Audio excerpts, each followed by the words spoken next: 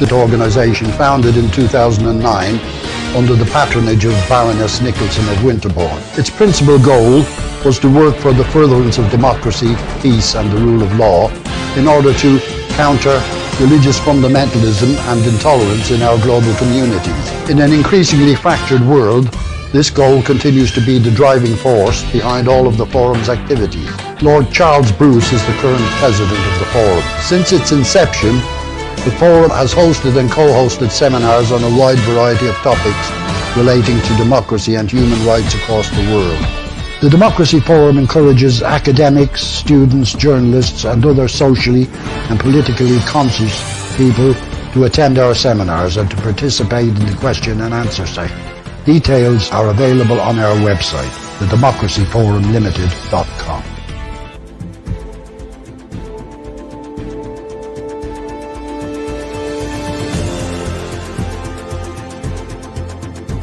On February 24, 2022, Russian troops staged a full-scale invasion of Ukraine, following years of discord.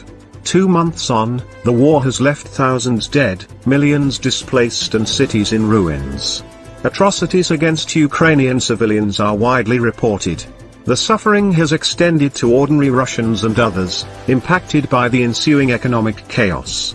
Among President Putin's justifications for invading was that Ukraine, with its desire to join NATO, poses a constant threat to Russia. Others believe he may be seeking to restore the Soviet Empire.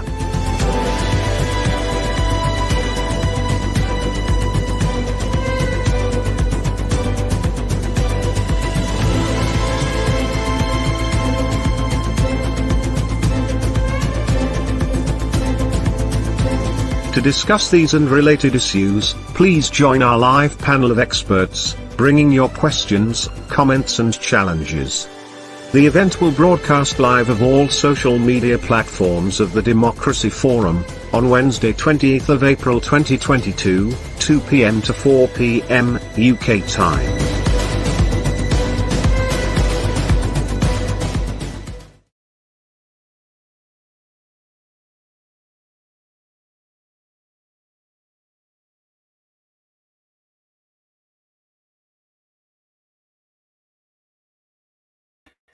Hello and welcome wherever you are in the world to this Democracy Forum debate on a war that needs little introduction, but does need far more discussion on how it ever happened or was allowed to happen, and what will be the aftermath, if there is one, and what changes, if any, to that much used phrase, the rules-based world order.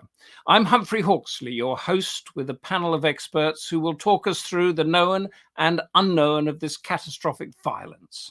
What, for example, should a far-flung country in Asia or Africa do when pressured to turn against Russia, whose cheap energy and food supplies it needs to keep costs down for its citizens? Why get involved in yet another European war? To debate and discuss, we have MJ Akbar, Kasia Kaczmarska, Ruth Deyermond, Burzine Waghmar, and Jenny Mathers. Summing up will be Democracy Forum President Barry Gardiner MP, a veteran politician of world crises. And to lay out the canvas of our discussions, we welcome, as always, the wise words of the Democracy Forum President, Lord Charles Bruce. Lord Bruce, the screen is yours. Good afternoon.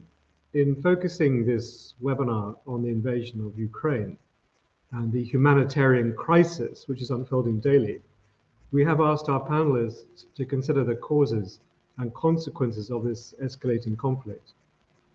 I thank them all for agreeing to participate today, and for the team at Democracy Forum for arranging this event against a backdrop of a rapidly changing landscape. And I'm very pleased, as always, that Humphrey Hawksley is acting as your moderator today. The Democracy Forum's vigilance is triggered when political accountability is compromised or whenever human rights are threatened. In evoking the horrors of the Spanish Civil War over 80 years ago, the real tragedy for Ukraine, unwittingly, is to offer a harbinger of far worse crimes against humanity yet to come or yet to be revealed. A contested space from which further conflict doubtlessly will occur, the rapid deterioration of international trade, with dire shortages of energy and food supply, and perhaps the emergence of a new world order. Historians have pointed to the Nazis' annexation of the Sudetenland in 1938 or Soviet suppression of Hungarian descent in 1956 as equivalent moments in European history. But the rationale lying behind Russia's launch of special operations on the 24th of February is contained within a 5,000-word essay written by Vladimir Putin in July last year, drawing heavily on a bleakly determinist thesis. Putin clearly indicated that the end result of restoring Russian hegemony on its western flank and reorientating Ukraine away from a European destiny would justify a military invasion. In President Putin's eyes, the need to reinforce the primacy of the Russian state is 100 years in the making and is a direct consequence of Lenin's 1922 constitution, which set up a federation of republics within the Soviet Union and ultimately which propelled the breakup of the USSR into separate independent states in 1991. The historian of the Soviet era, Robert Service, explains that the key to understanding Putin is his adamant belief that Russia is a great power whose sphere of influence should extend to as many former Soviet republics as possible. And there's no state more important to him than Ukraine. Indeed, it is the contested definition of Ukrainian statehood that has led to the current denouement, as Professor Service suggests. On the one hand, Ukraine is viewed by the United States and its allies as a democratic sovereign state seeking collective trade and security arrangements via membership of NATO and the European Union, while on the other hand, it is regarded by Russia as a dangerous aberration, a pretend state, flirting with Western decadence in contravention of its Russian parentage. Consequently, the invasion is the result of two immense strategic blunders. The first was Ukraine's inclusion in a Charter on Strategic Partnership drawn up on the 10th of November last year, asserting its right to join NATO, although nothing was done to prepare the Ukrainians for the kind of negative response they would get. The second was President Putin's miscalculation of how the West would respond, which explains the surprise when he found he'd inadvertently united the West, the very opposite of what he wanted.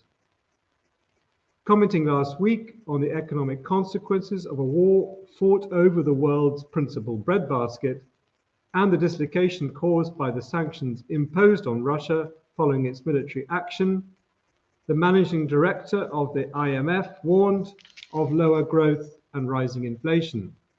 This is a massive setback for the global economy, she said. In a world where war in Europe creates hunger in Africa, the threat to our collective prosperity from a breakdown in global cooperation cannot be overstated. And nowhere is this more evident than in the sudden termination of energy supplies and an incipient worldwide shortage of essential commodities such as wheat and sunflower oil. According to the United Nations Food and Agriculture Organization, FAO, nearly 50 countries depend on Ukraine and Russia for at least a third of their wheat supplies. And since the outbreak of war in mid-February, grain prices have risen by almost 40% and vegetable oil by more than 60%. With no resumption of adequate trading volumes in sight, the director of the United Nations World Food Programme, David Beasley, told the UN Security Council at the end of March that the war in Ukraine has created a catastrophe on top of a catastrophe beyond anything we've seen since World War II. currently feeding 125 million malnourished people. Until the spring of this year, the World Food Programme received half the grain it distributes from Ukrainian farmers. Since the outbreak of war and the curtailment of supply, its month-to-month costs have risen by $70 million, and it has no option but drastically to cut the rations it provides to the world's poorest countries, such as Yemen, while gearing up to reach a further 6 million people displaced by the Russian invasion. Mr. Beasley noted that if the conflict is not ended soon, the world will face widespread famine, political destabilization, and mass migration. We will pay a mighty price, and the last thing we want to do is take food from hungry children to give to starving children, he warned. Well, welcome to the webinar this afternoon, and if you have any questions or points you want to put to the panel, please put them through Humphrey. Thank you. Lord Charles Bruce, thank you for that. Two strategic blunders, catastrophe on top of catastrophe, and possibly a harbinger of far worse crimes against humanity yet to come. That's a grim picture. As Charles said, any thoughts, comments, put them in the comments and I'll pass them on to the panelists. Our first speaker, for Asia Hands at least, needs no introduction. MJ Akbar is a journalist and politician, most recently an Indian foreign minister in Narendra Modi's government and a member currently of the Rajya Sabha, India's upper parliamentary chamber. MJ Akbar is in Singapore and he is going to give us a neutral perspective of how the war is seen. MJ, the floor is yours. Thank you very much, Humphrey. And as you said, I shall try and give the perspective of a neutral observer on what is undoubtedly a great tragedy of our times, and maybe a very certainly could be a turning point in modern history. One of the most emotional moments, I think, in the war came in the very beginning when President Zelensky asked a question. I don't know how many people remember that, but he asked a question, why has the West abandoned me? This was in February this year. Perhaps the young president has not become cynical enough to fully appreciate the answer. He was not abandoned by the West in February this year. He was abandoned by the West in December last year, when I think that was the time when President Joe Biden said that if Russia began military operations in Ukraine, NATO would not intervene. That was a very definitive statement. And till this day, NATO has not intervened. It's a very strange irony of this war, that this is a war about NATO, and NATO chooses not to defend the very country it wants in its fold. If there is a NATO strategy, it seems to be that it wants to weaken Russia through Ukraine without necessarily having to defend Ukraine with boots on the ground. The second part of the Western strategy, as far as we can see it, is, of course, to create for the leaders without military commitment, to back it up, economic sanctions that sound better than they actually are.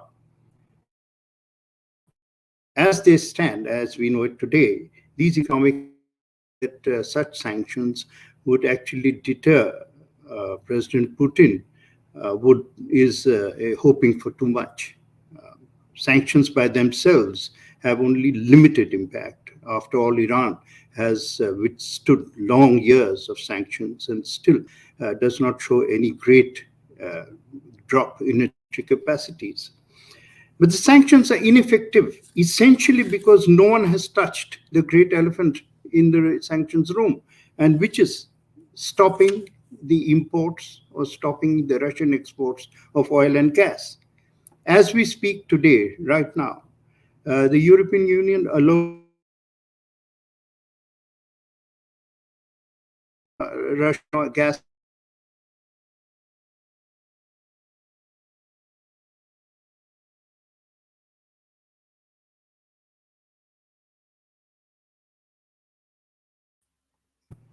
the price of Russian gas and oil has increased substantially since the conflict began. You can see that when President Zelensky says that the UN is offering Moscow blood money, he seems to have a point. Ukrainians can die in this conflict, but Europe's gas heating is not going to come down by even a degree. It does seem curious to an observer. The independent observer understands,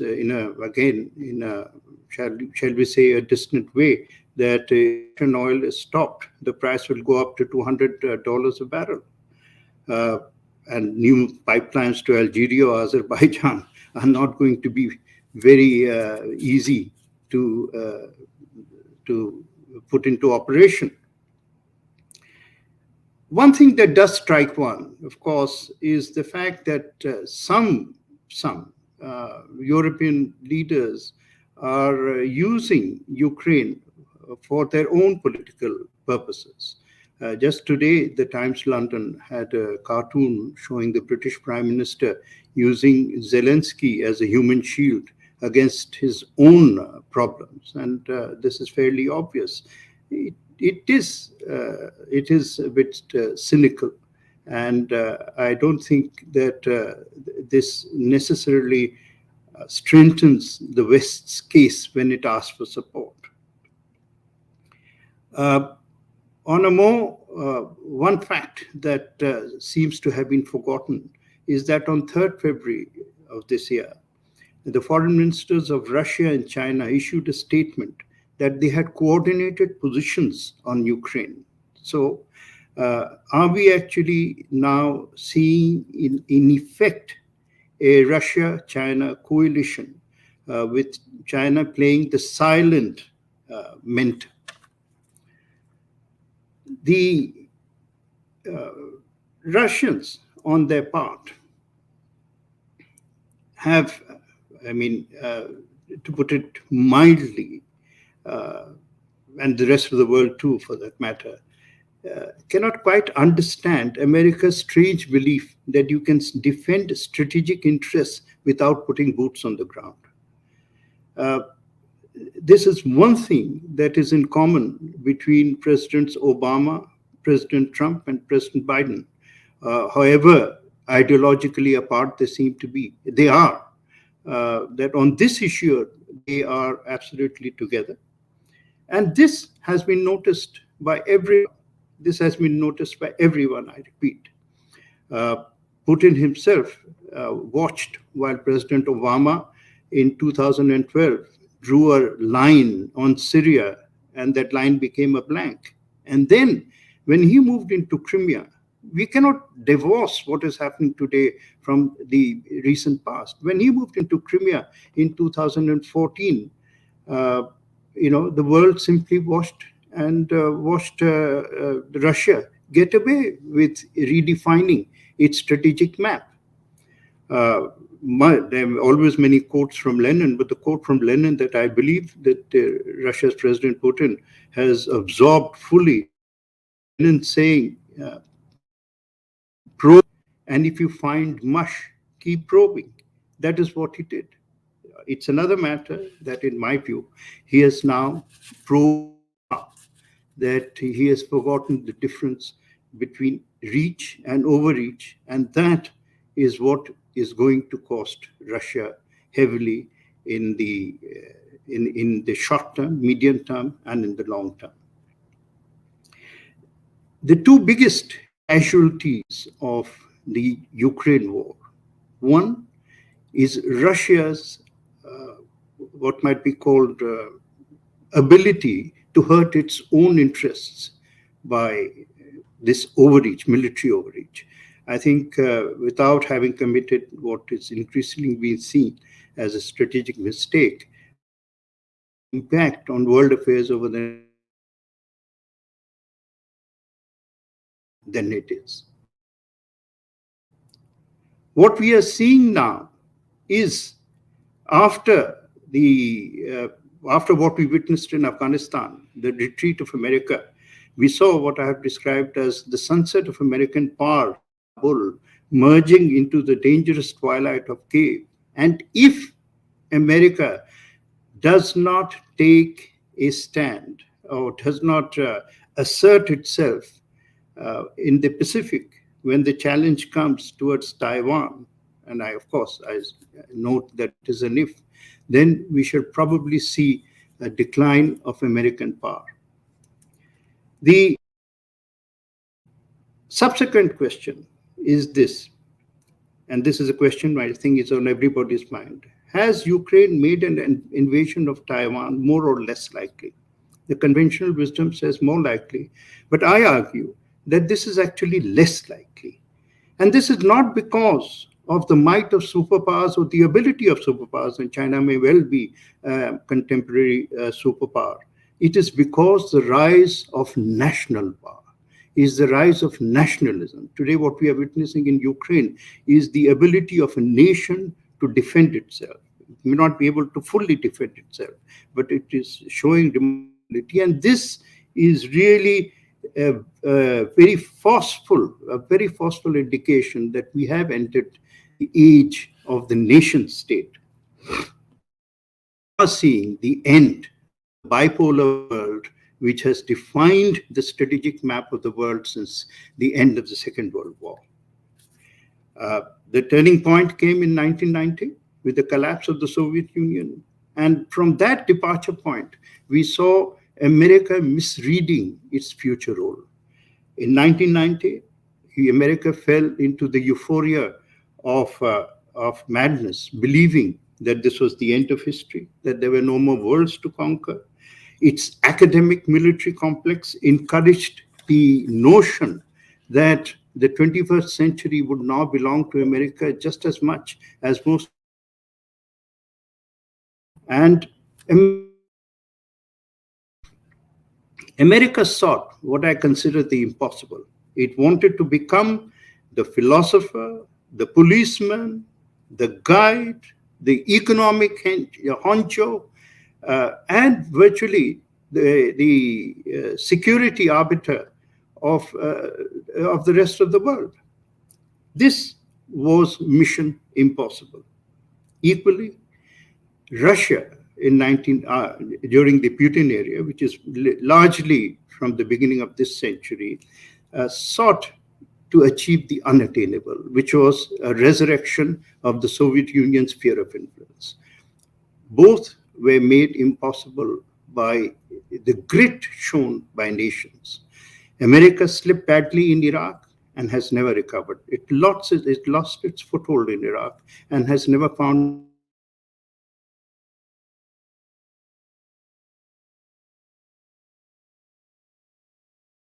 George Bush II's military sort of adventurism, America has not fully recovered, or not. America has actually lost its ability to intervene. The pillars of the post-1945, or both the pillars of it, have now wobbled and are going to collapse.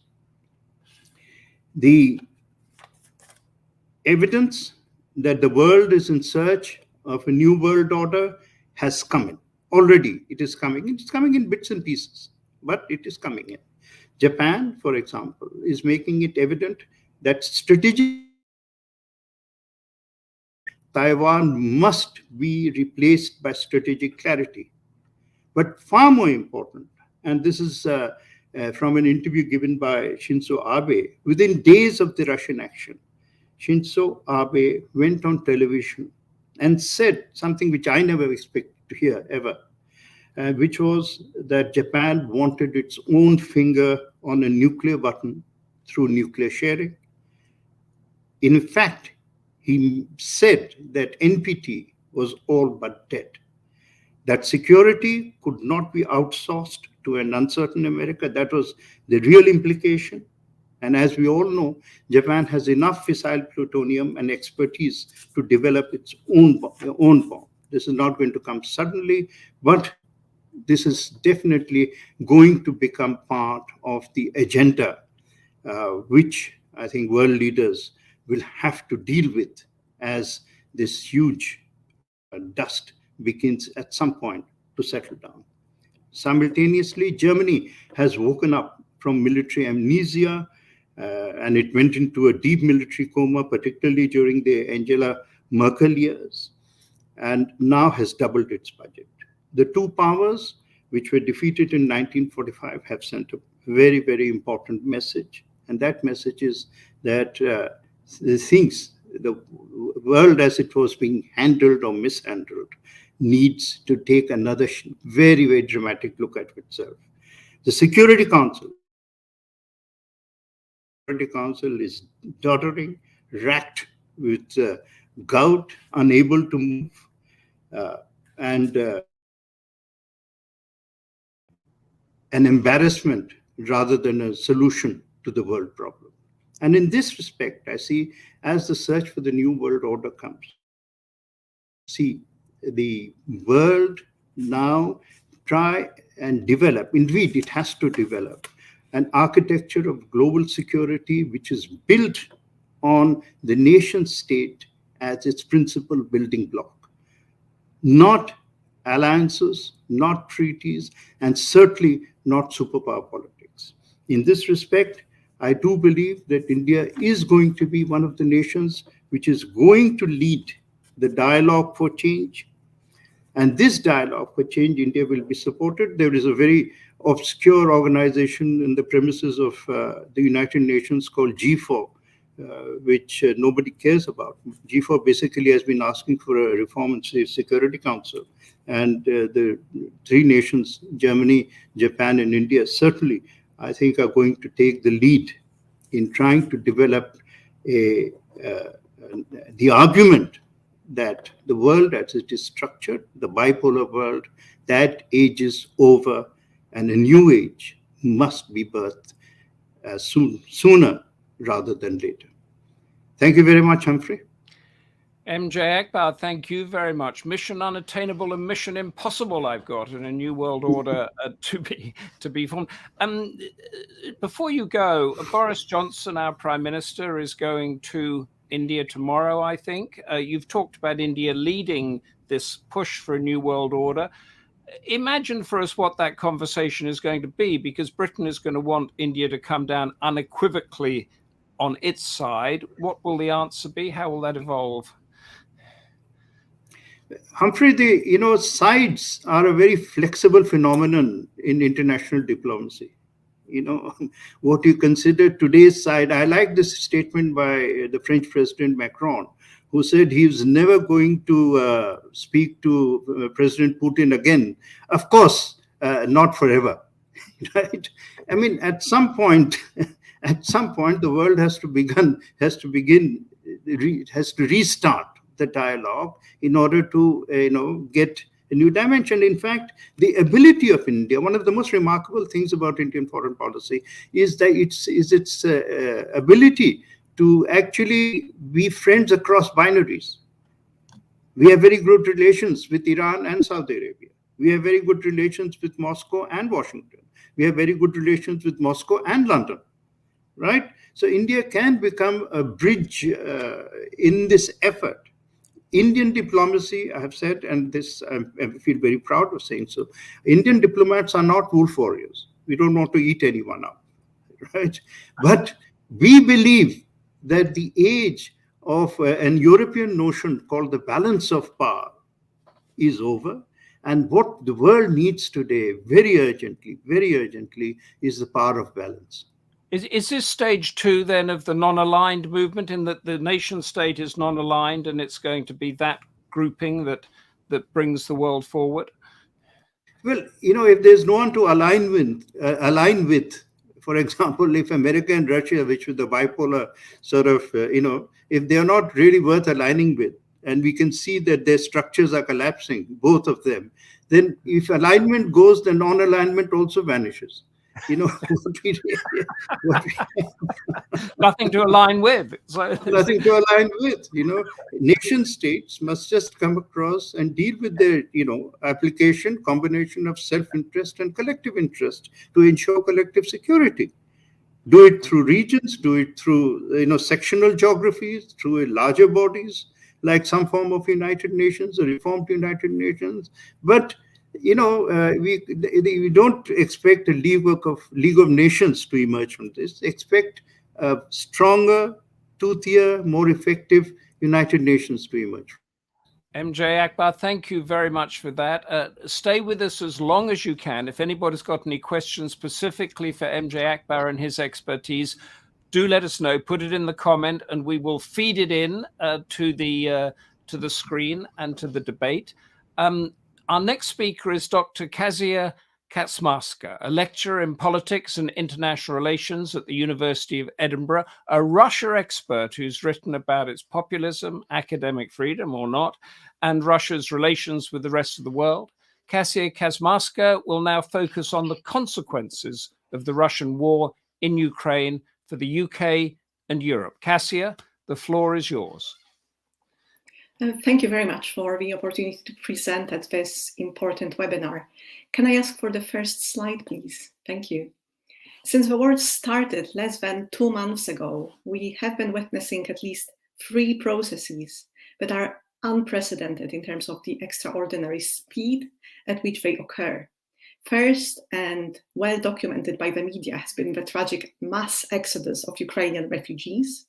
It has now reached close to 5 million individuals displaced beyond Ukraine's borders.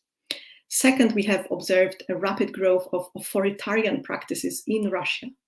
Those include the exacerbated control of information flows and the astounding impunity of the repressive apparatus.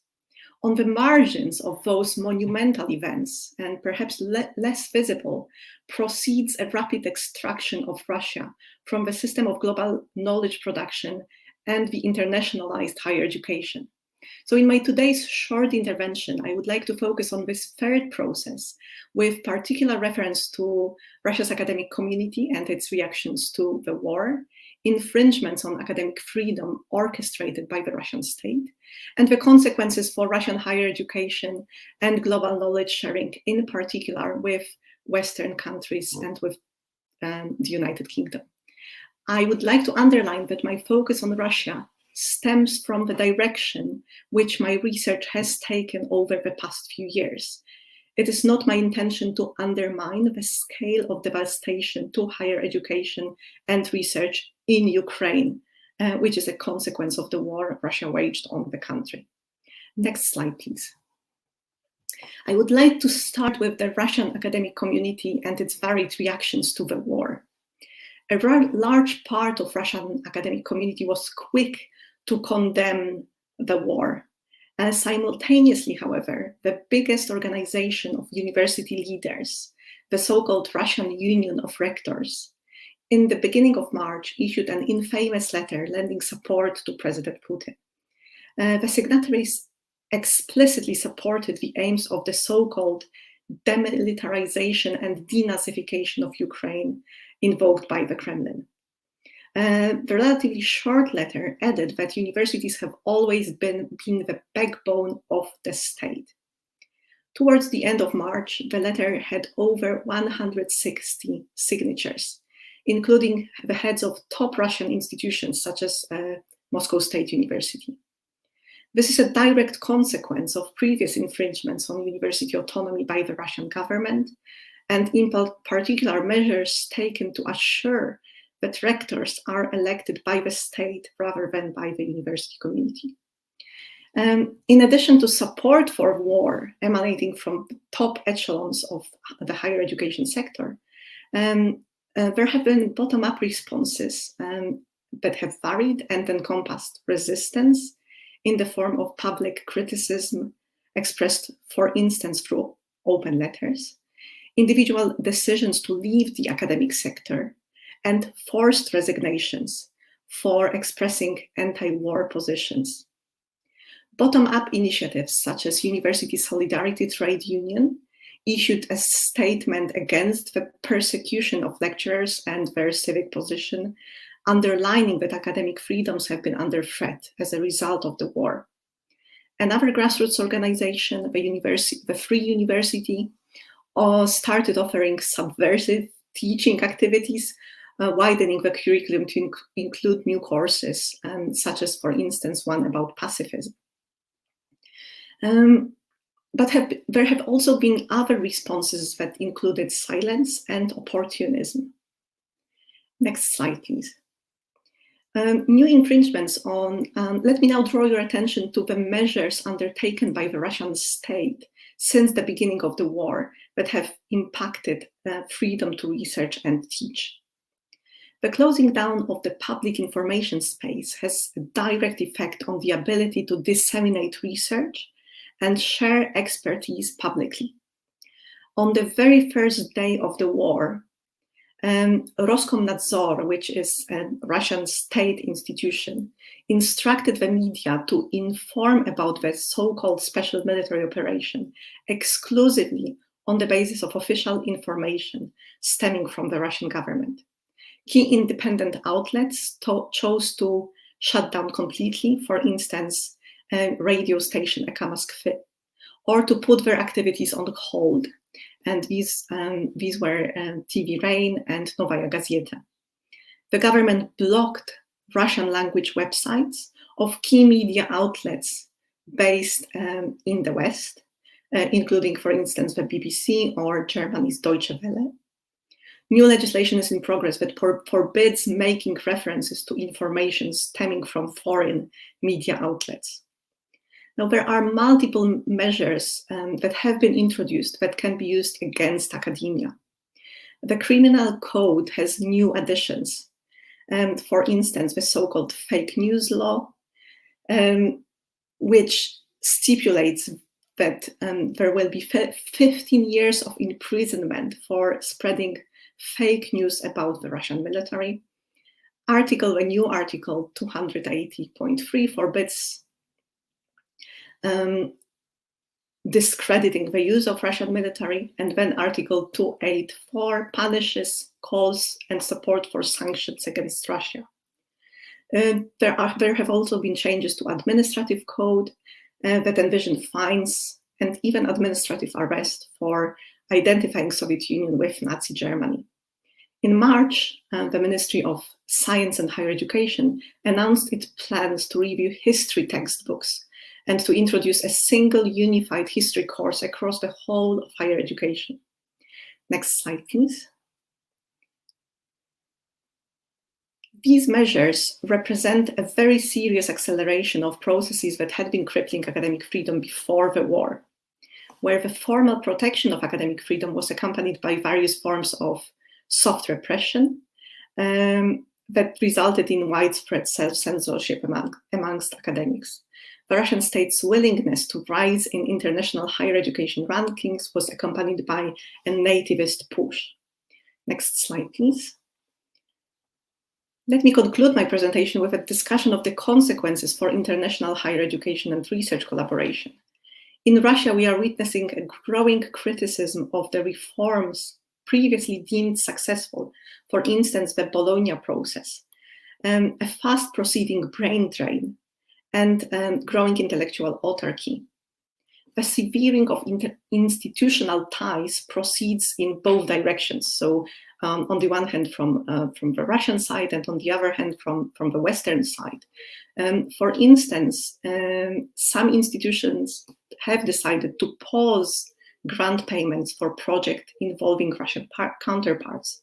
For instance, the most important public research funding body called the United Kingdom Research and Innovation. There has been the suspending of exchange programs with Russian counterparts by a number of British universities. Attitudes towards individual scholars from Russia diverge. There have been suggestions for boycotting Russian authors altogether. Those suggestions have come from for instance, the Ukrainian academic community. International organizations such as the Council for Displaced Academics and the Scholars at Risk Network have called for a more nuanced approach, which recognizes that there have been the difficulties to academic community in Russia have been mounting. The wider consequences include a distraction of the long and difficult process of reforming Russian higher education and research and integrating it with its international counterparts and international academic freedom standards. We are forced, we as an academic community more globally, are forced to change our thinking about challenges to academic freedom. We see much more clearly than before that academia is very much within rather than outside of politics, and that university autonomy is a deeply flawed concept in non-democracies.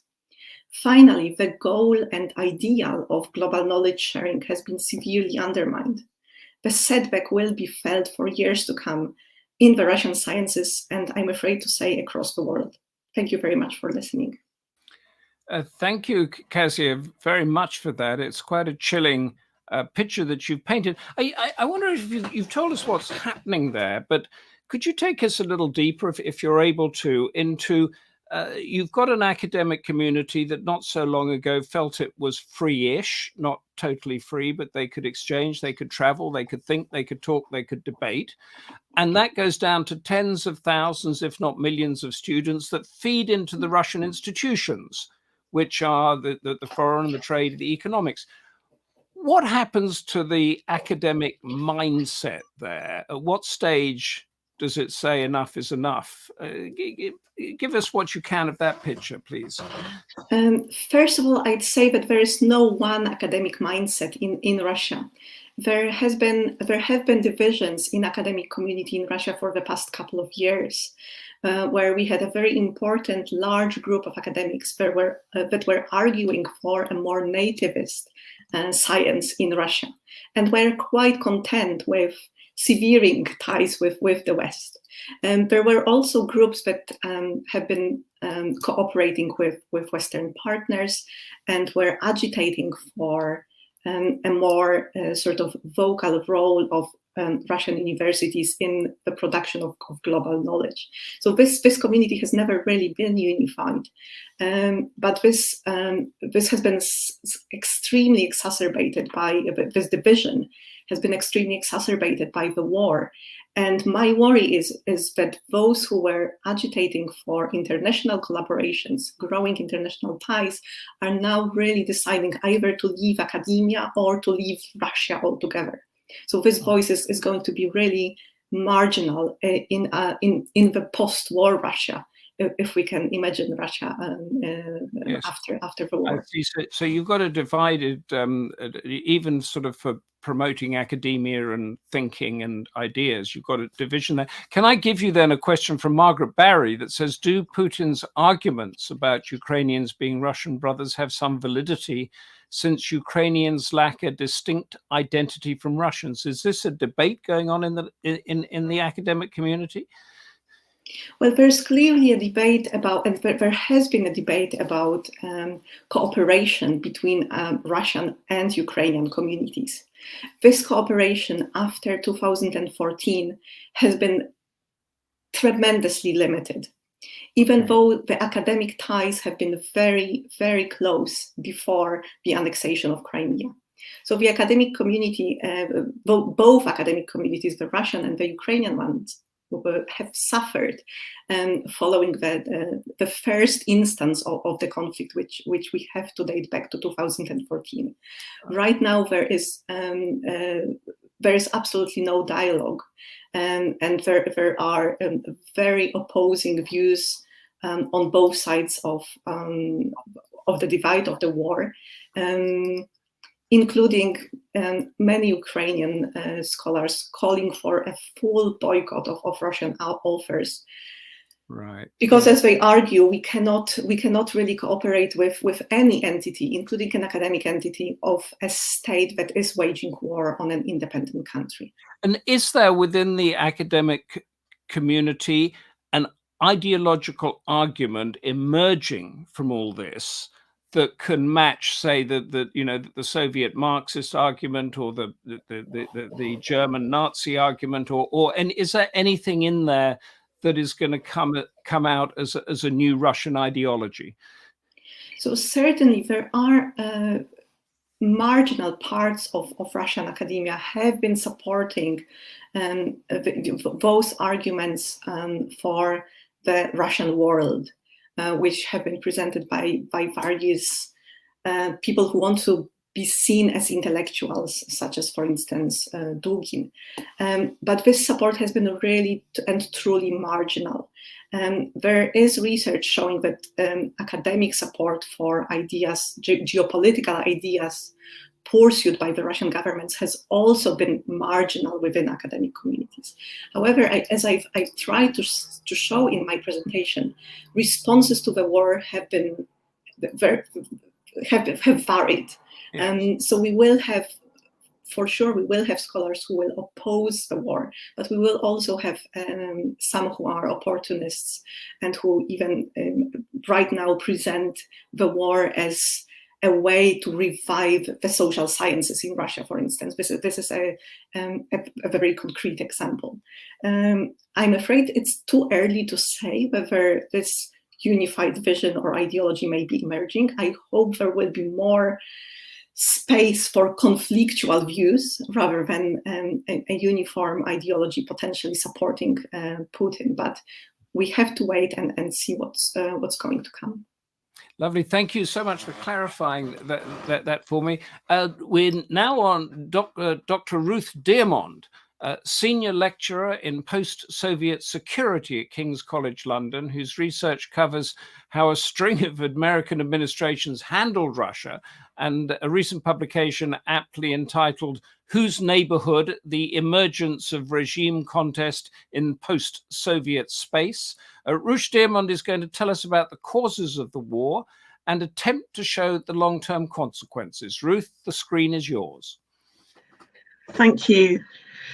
So, in order to make sense or attempt to make sense of what seems to be an otherwise incomprehensible decision by the Russian government to start a war against a neighbour that posed no threat to Russian security, in order to prevent something, NATO accession, that was not going to happen, I think we need to begin by understanding how Putin and those around him in government, but also, in fact, linking back to what we were just hearing about, the academic elite that think about international relations, how this group thinks about the world, what their worldview is, and what they think about Russia's place in it.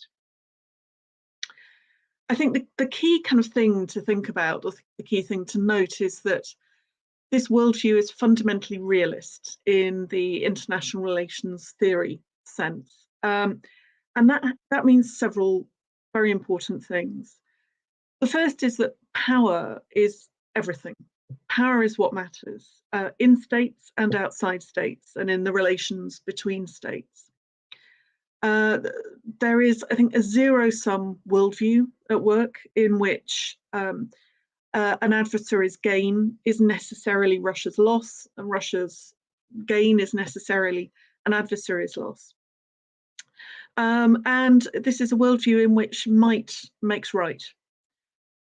Immediately before the start of the war in February this year, Putin said at a press conference, regarding the question of whether issues can be resolved by force, or if it's possible to remain on the side of the good, why do you think that good must always be frail and helpless? I do not think that is true. I think good means being able to defend oneself, and we will proceed from that. A second kind of, or an additional very important point in this realist worldview, one that I think the West has failed to think about perhaps as much as it usefully should do, is that norms and values and discussion of norms and values by states are really seen very crudely as an instrument of power and power projection. And this means that the post-Cold War US-led Western language about democracy and human rights is simply seen as a tool by which the US can advance its national interests under the cover of liberalism. And this includes, of course, conversations about democracy and human rights in Ukraine, including what's happening now. I think most importantly of all for understanding Russia's position is the view that really, because of all of this, because of this realist worldview, only great powers truly matter in international politics. Only the most powerful states in the system really have significance for the shaping of international order, and only their interests ultimately really count. Other states in this view are simply ciphers of great powers, lacking their own agency. Perhaps for this reason, and also of course for reasons to do with Russia's history, Russia's great power status in the Putin period, and particularly in the last decade, I would say, has become absolutely central to the way that the Russian government conceives of Russian national identity. Russian national identity is absolutely intimately tied up with the idea that Russia is a great power. And Russian great powerness, I think, has now reached the importance of an existential question for Russia. Russia's ability to be and maintain its great power status is an existential matter for the Russian government. This great power status that Russia has and Russia must maintain in this view is not obviously the great powerness of China, say, because Russia is not an economic great power. Russian great powerness has rested on a few key, very important variables or factors. The most perhaps obvious of these are Russia's nuclear superpower status, Russia's membership of permanent membership of the UN Security Council, but also, and perhaps most importantly of all, its ability to dominate the post-Soviet space. The ability to maintain military and political dominance in the territory of the former Soviet Union is absolutely central to Russian great power identity. The ability to keep out the US and its allies from this territory is also central to Russian national identity. And in this way, both these questions, Russia's dominance of its region and the ability to prevent the US and its allies from encroaching on this region, I think have come to be seen by Putin and the people around him as an existential matter too. This is a matter of Russian national survival. Of the whole of the post-Soviet space, of course, Ukraine has been and remains the most important for Russia. The status and political orientation of Ukraine have thus been and still are central to Russian identity. To add into this mix, there's the issue of how the Russian government has seen the West. Before the start of the war, the Russian government clearly regarded the West as divided and in decline. And given the focus on power and great powerness, this meant, amongst other things, that the more divided Western states became, the less they needed to be taken seriously because they were weak. And weakness in this view really only deserves contempt. And this, I think, is one of the fatal miscalculations made by Putin before the start of the war. Although none of this explains the timing of the war, it does go some way to explaining what seems otherwise incomprehensible, I think. Why Russia decided to start a war to stop something, Ukrainian accession of NATO, that was not going to happen in the first place, and indeed that Russia had definitively prevented with the annexation of Crimea in 2014. But the war was characterized before its start by Putin as an attempt to redraw the strategic map of Europe, to further weaken the West and to strengthen Russian regional authority and Russia's global position as a great power.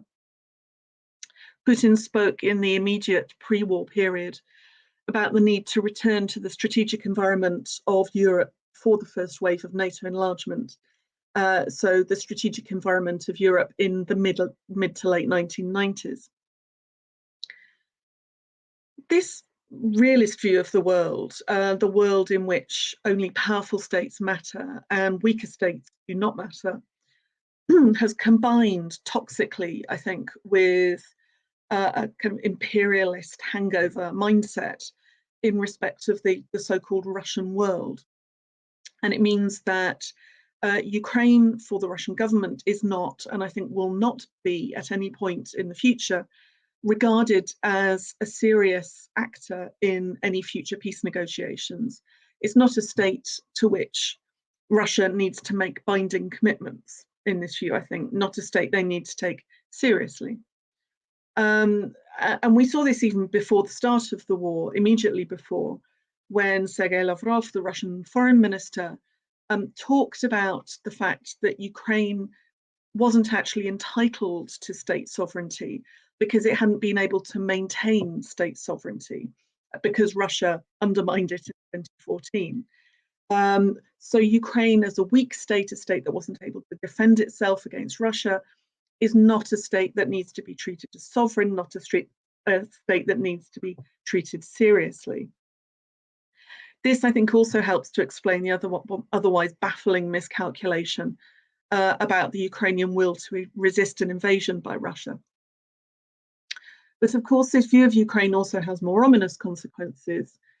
Ukraine is not regarded as an important state, but it's also not regarded as a real nation. It's regarded as an aberration, as an anti-Russian perversion of greater Russian identity, and as an instrument of Western aggression against Russia. And Russian governmental discourse since the start of the war has made it clear that it regards it as essential to destroy that identity, to destroy that Western threat by eliminating Ukrainian national identity. And I think we're all very aware of where that kind of language and that kind of attitude can go. We're already seeing some very disturbing things, including the use of mass deportations to filtration camps inside Russia, reports of deported children and their teachers being re-educated, discourse around the Ukrainian people, Ukrainian identity is essentially Nazi and the need to eradicate Nazism. So I think I want, though, to make one final point. I think, well, two final points, if you'll permit me. The first is that because all of these issues go to the heart of Russian identity for the Russian government, and indeed now because they're so closely linked to Putin's political survival, it's very hard to see a way in which Russia can back down or retreat.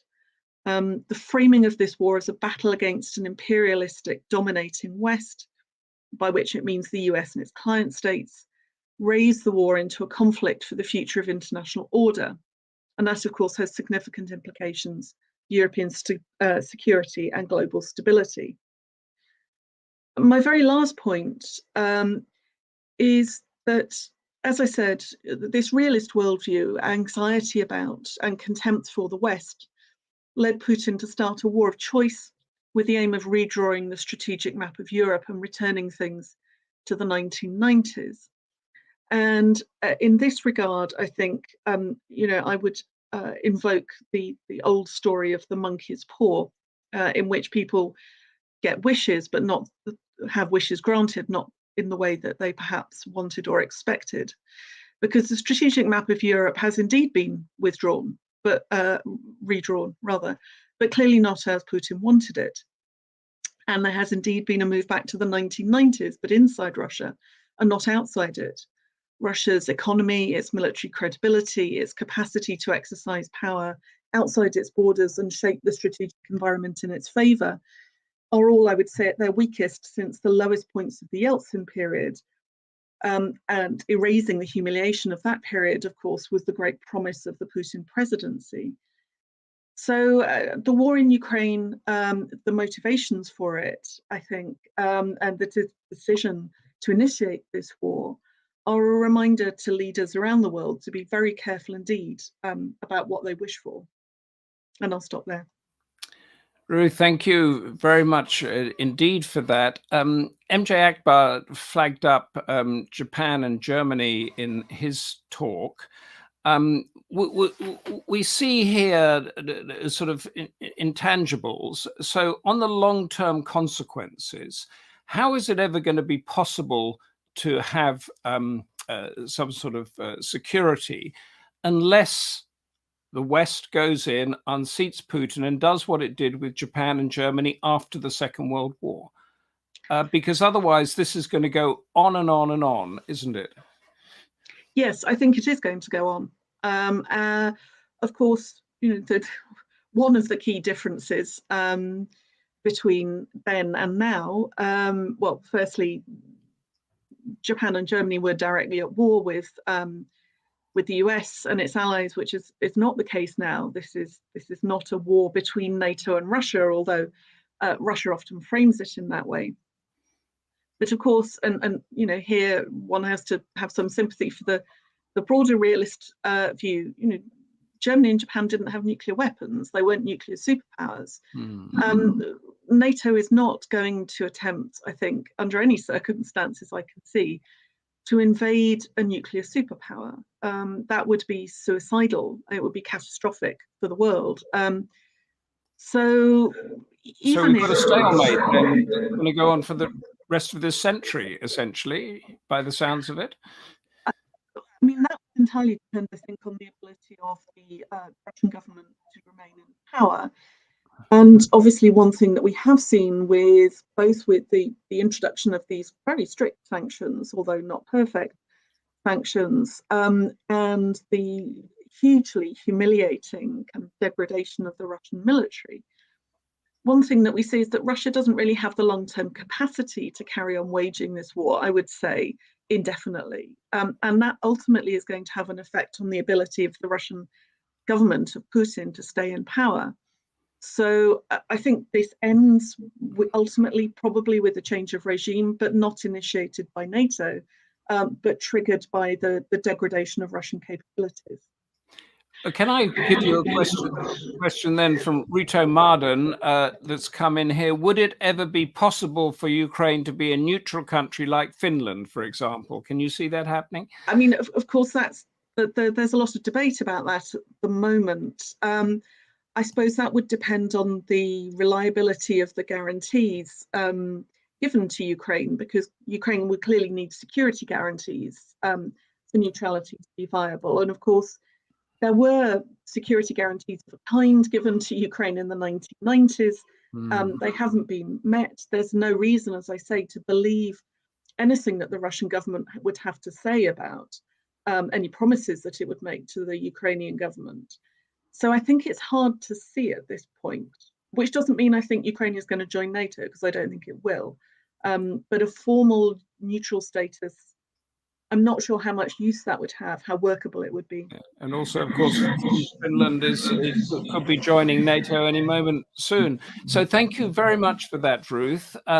We are now going to broaden our debate. Burzine Waghmar, Inaugural Indian Visiting Fellow, Royal United Services Institute, that's RUSI, member of SOAS's South Asia Institute, is going to contrast Sino-Iranian Indian national security responses to the war in Ukraine, evaluating and contrasting the distinct takes by all three of these Asian neighbors and their strategic interests. Burzine Waghmar, tell us what you know.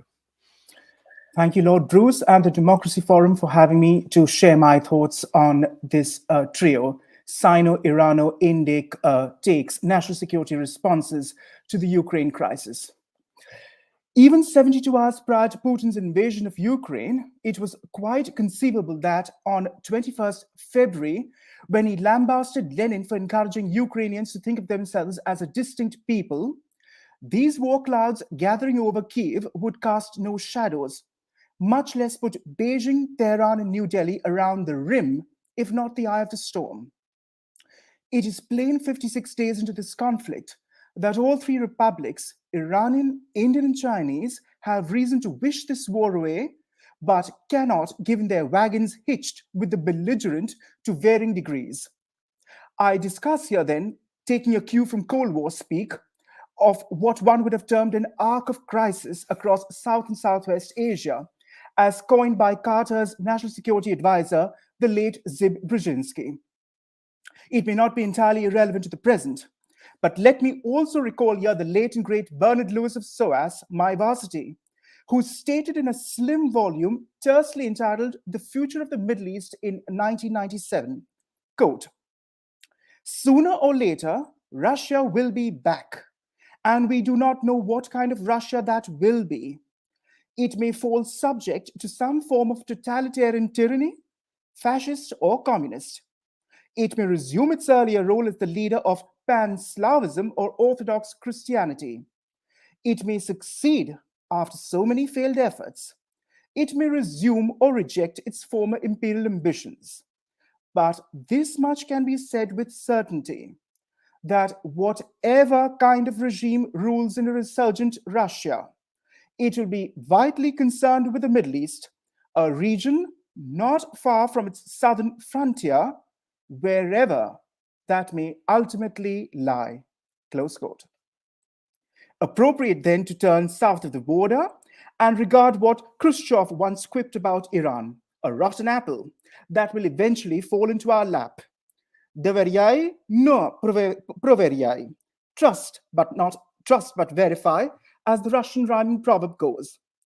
Doubtless Putin does, as he pursues a policy of mollifying Tehran, turning to the east, Pavarot na Vostok, what with Russo-Persian ties over 200 years, marked by suspicion, occupation, and outright wars, 1651 to 1828.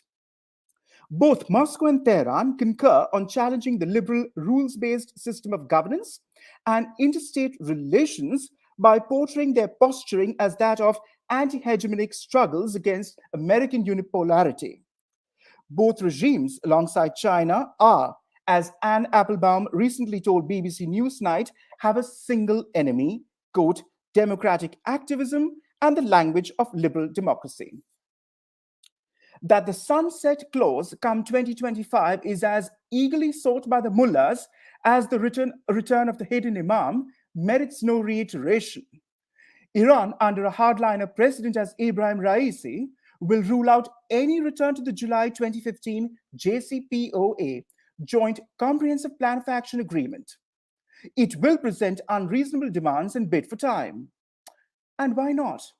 Official rhetoric aside, Tehran already has, according to Faridun Abbas Davani, ex-head of the Iranian Atomic Energy Organization, a system to create a nuclear weapon. Uranium enrichment at the end of 2021 stood at 60%, and Israeli intelligence, shared with the US and European allies, convincingly demonstrates the Persians are aiming for 90% purity. That billions of pounds could be unlocked thanks to any deal signed at Vienna will assuredly be channeled to Lebanese, Syrian, and Yemeni militias across the region. With Russia sanctioned, Tehran is also eyeing opportunities to ramp up hydrocarbon exports, what with the discovery of a new and massive Caspian gas basin in Chaluz. Israel may well criticize the Western community of dithering and kicking the can down the road. But Prime Minister Bennett, who did vote in favor of condemning Moscow at the General Assembly, knows how Putin will retaliate in Syria, where he has turned a Nelson's eye and tolerated Israeli target operations against Hezbollah and IRGC operatives, the Pastaran. Israel's dilemma naturally mirrors that of the Arab Gulf sheikdoms, still peeved with Obama for this nuclear deal, as well as Biden, who is more worked up about Jamal Khashoggi than anything else. Not for nothing did Saudi Crown Prince Mohammed bin Salman refuse to take his telephone call last month. He regarded it pointless, just as American Secretary of State Anthony Blinken dismissed as, quote, irrelevant his Russian counterpart's requirement of, quote, written guarantees that Western sanctions will by no means affect Moscow's right to full trade, investment, and military ties with Tehran, should something be inked in Vienna. Russia, it will be recalled, was supposed to be the recipient of surplus uranium processed by Tehran under the 2015 agreement, as well as enable producing stable isotopes and supplying fuel for the research reactor located in Tehran's suburbs. Not that Moscow, it may be highlighted, desires to see a nuclear Iran, nor military intervention if talks fail. Tehran, too, for its part, will demand written guarantees that no future American administration will trash a second deal. It may not, for domestic consumption, admit to a revival of the JCPOA and publicly praise Moscow as a strategic partner. But there is precious little that can be foreseen unless actual bilateral talks with Washington occur, something Iran refuses and Israel fears, quite rightly, as Biden will give away too much. Biden, on the other hand, feels India has given too little. Privately, Washington, like London, appreciates that New Delhi is in hock to then Soviet, now Russian weaponry. I adduce here my letter published last month in the Financial Times on that bugbear of Indian foreign policy, strategic autonomy, wherein I stated, quote, "Your leader is partly true when recalling Indian reluctance to condemn the USSR during the non-aligned era. India was also silent during the East Berlin workers' uprising in 1953 when there was no strategic compulsion. Indo-GDR diplomatic relations were only established 2 decades later in 1973, the very decade Indo-Soviet military cooperation took off. There is a marked Indian aversion to interfere even when much more economically and politically is at stake. New Delhi abstained from joining the International Coalition to Liberate Kuwait, and its tightrope balancing act between the GCC, Gulf Cooperation Council, versus Iraq enabled it to ride out that imbroglio. India is aware Putin has been more voluble than Xi Jinping in deploring its decision to join the Indo-Pacific Quad dialogue. Strategic autonomy, not residual Indo-Soviet bonhomie, led it to cancel a recent Russian order for 21 MiG-29 jets, helicopters, and anti-tank weapons, close quote. There are admittedly reservoirs of goodwill towards Moscow within not just the Indian intelligentsia, both right and left, but also the populace. A constant refrain on social media among irate Indians is how the USSR came to its aid during the Third Indo-Pakistan War of 1971. They conveniently forget Kennedy saved Nehru's and India's skin in 1962. Nor do these Indians, enthralled to Russian armaments, pause to consider that between 1947 and 2012, India, more so than even Israel, was the largest universal American recipient of developmental assistance worth $65.1 billion. But this does not implicitly imply that Indians are reticent to criticize Moscow. Old hands at the Indian Foreign Office privately reminisce what a hard bargainer the USSR, like Russia, has been on trade and military deals. Indo-Russian ties are driven, make no mistake, by hard-boiled pragmatism. Indian aversion in denouncing the Russian invasion was driven by its desire not to get on China's wrong side. But Sino-Indian frontier flare-ups and fatalities have been ongoing since 2017, and Putin has been far more vocal, as I pointed out, in his displeasure of India joining the Quad. Neither a pariah Putin nor any successor will pull Indian chestnuts out of the fire. Mikhail Gorbachev, as last visiting Soviet premier, made it plain to the Indians in November 1986 that the USSR cannot be counted upon during any future Sino-Indian showdown. The Soviets, like the Indians in 1962, had a brief border war with Mao in 1969. Gorbachev oversaw the first joint demarcation settlement in May 1991, and that 30-year-old Sino-Russian boundary dispute was formally declared resolved by both parties in December 1999. Universally, India is the third largest military spender after the US and China, and second largest importer of weapons after Saudi Arabia. Since 2007, Washington has secured Indian deals over $21 billion. New Delhi has spent over $800 billion in arms deals during the last 15 years. Moscow, since the 70s, still is its largest supplier and spare parts provider. But it will take time before India begins to not just diversify, but also ramp up indigenization. Some 310 items have been added since 2020 by the Indian government to a list of banned imports to not only encourage domestic production of weapons systems, technologies, and ammunition in its public and private sectors, vital during a post-pandemic recovery, but also to contain strategic vulnerabilities such as software breaches of newer defense and electronic platforms. And these breaches naturally brings me to conclude by discussing the mendacious link in this trio, the PRC, People's Republic of China. Vladimir Putin and Xi Jinping can self-congratulate themselves on Sino-Russian ties as having, quote, no limits. Saccharine shades of Sino-Pakistani affirmations of, quote, higher than the Himalayas, deeper than the deepest sea, and sweeter than honey friendship talks all very well. But violent attacks against Chinese diplomats and Pakistani forces continue across Balochistan, the CPEC, China-Pakistan Economic Corridor terminus, and elsewhere, as Beijing wields 28% of Islamabad's external debt. While India dispatches medical aid to Ukraine, Beijing blocks Premier League matches lest its denizens watch full-throated Britons intersperse cheers for their home team with those for President Zelensky and dotty Ukrainians. Xi thought it would all be over within a few weeks and had counted on Putin's tacit assurance.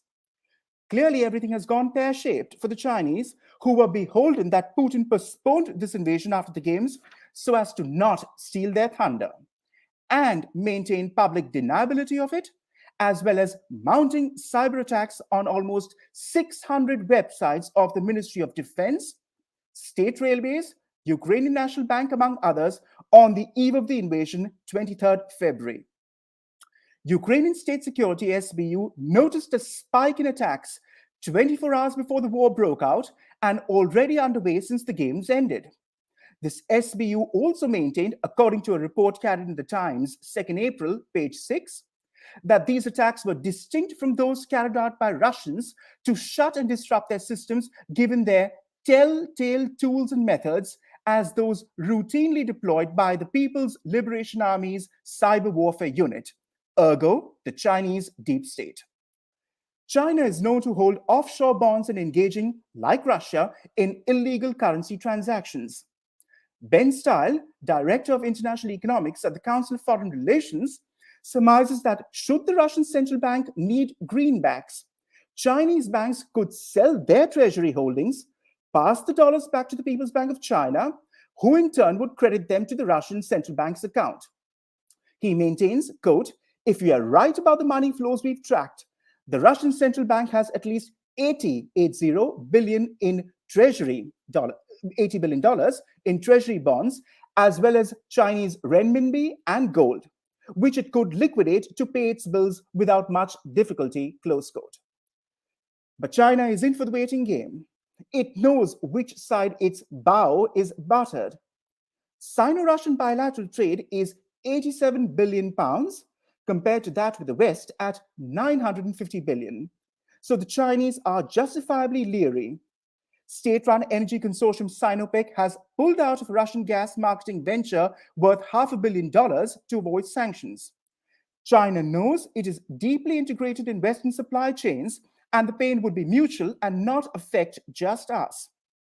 Holding the world's largest foreign exchange reserves is all very well, but not if you lose access to it. Nor is China all that self-sufficient in energy or food.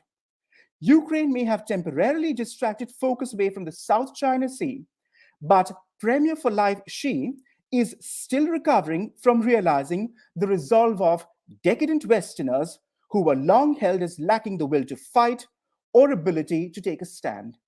Thank you.